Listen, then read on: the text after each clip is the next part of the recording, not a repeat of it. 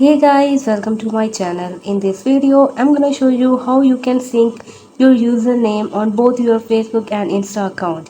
It's super easy and we will make sure you get it right. Just make sure you are logged in and using the latest version and make sure to watch the complete video carefully to avoid forgetting anything and making mistakes.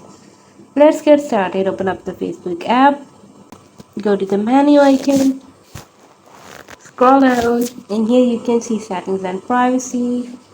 Then go to settings again, and here you can see more in account center.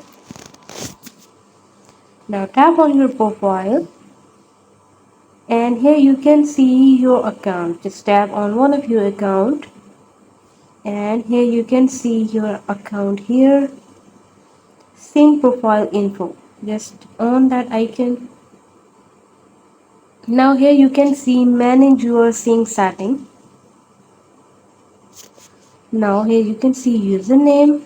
Just tap right here, and now you have to change your name. Now here you can see save username. If you tap on it, it will sync your both accounts username to the same name.